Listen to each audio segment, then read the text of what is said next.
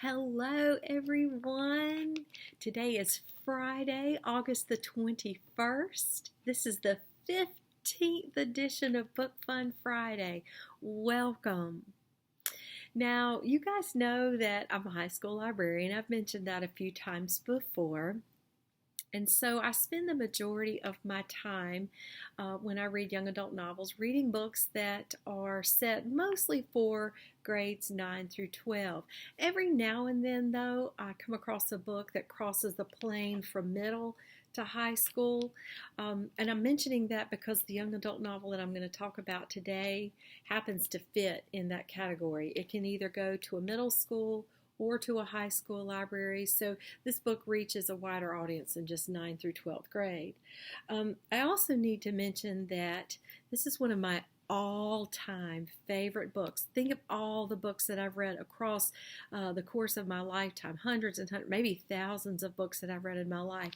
I would say this book fits probably in the top 2 or 3. It is absolutely one of my favorite books ever. So let me tell you what that book is.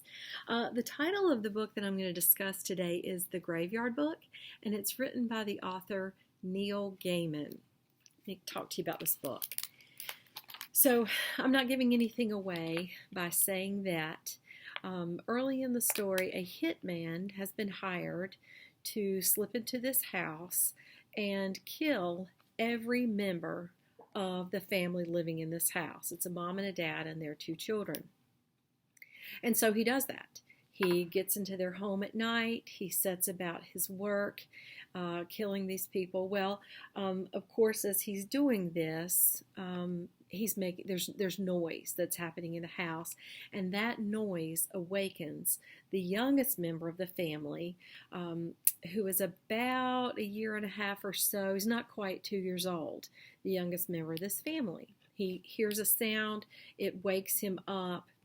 Of course, because he's so little, he doesn't understand what he's hearing. But what he does understand is when he awakens, he sees the front door of their house is standing open. And outside is his favorite place to be. And so he gets himself up and out of his crib, and he toddles out of his room, and he toddles out the front door, and he toddles away from the house into outside, which is his favorite place to be.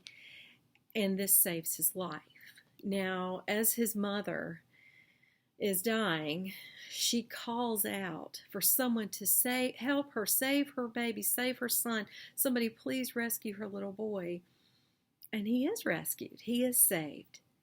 He is saved by the ghosts that live in the graveyard. Remember, the title is The Graveyard Book. He's saved by the ghosts in the graveyard who live up the hill from their house.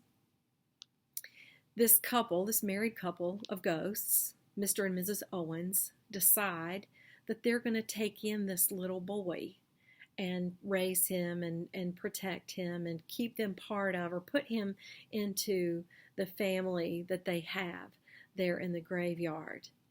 And so this little boy is taken in by this couple, and he grows up there in the graveyard. Now, it needs to be mentioned that the overarching theme of this book is live every day of your life to the fullest. This book is really about life. It's about living life, embracing life, even though it starts with murder and it's titled The Graveyard Book. The theme of this book really is live your life every single day to the fullest. So I'm going to share a little a little section from very early in the book. And again, this is The Graveyard Book, and it's by Neil Gaiman. A graveyard is not normally a democracy, and yet death is the great democracy. And each of the dead had a voice and an opinion as to whether the living child should be allowed to stay. And they were each determined to be heard that night. It was late autumn, when the daybreak was long in coming. Although the sky was still dark, cars could now be heard starting up further down the hill as the living folk began to drive to work through the misty night black mourning, while the graveyard folk talked about the child that had come to them and what was to be done. 300 voices, 300 opinions.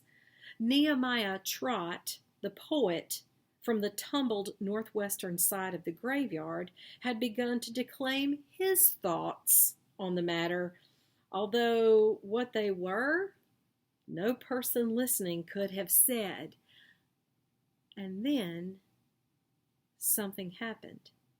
Something to silence each opinionated mouth, something unprecedented in the history of the graveyard. A huge white horse, of the kind that the people who know horses would call a gray, came ambling up the side of the hill.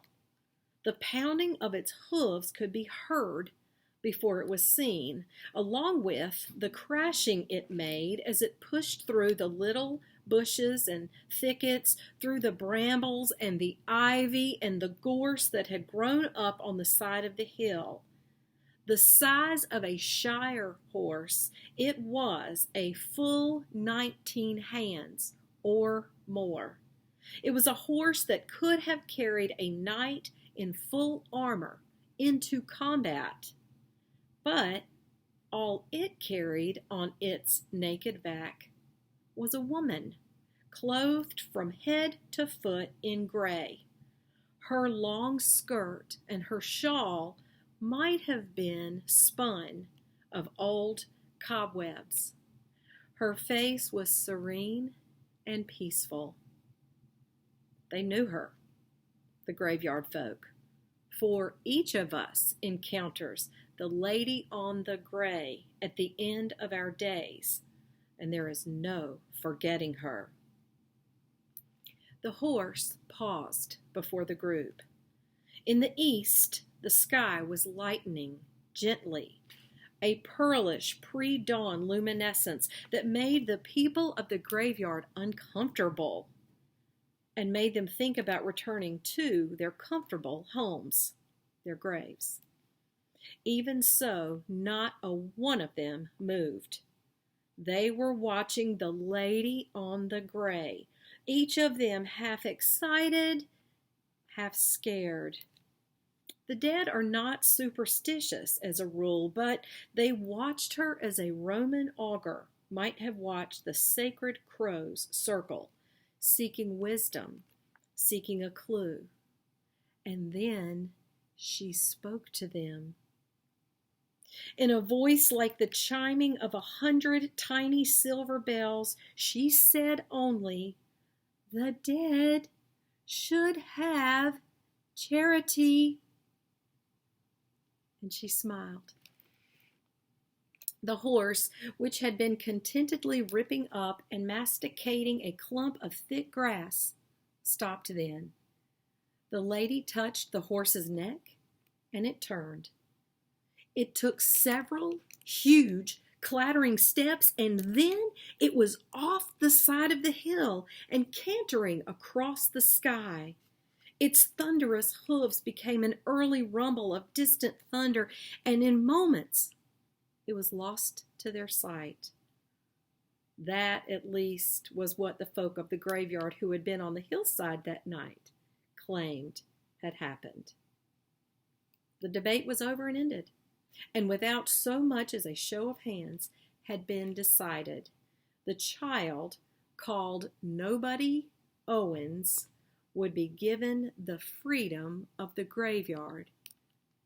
Mother Slaughter and Josiah Worthington accompanied Mr. Owens to the crypt of the old chapel, and there they told Mrs. Owens the news.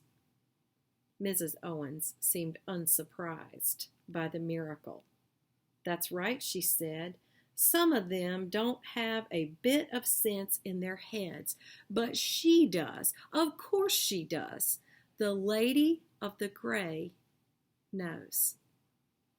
And so, before the sun rose on that thundering gray morning, the child was fast asleep in the Owens' fine little tomb.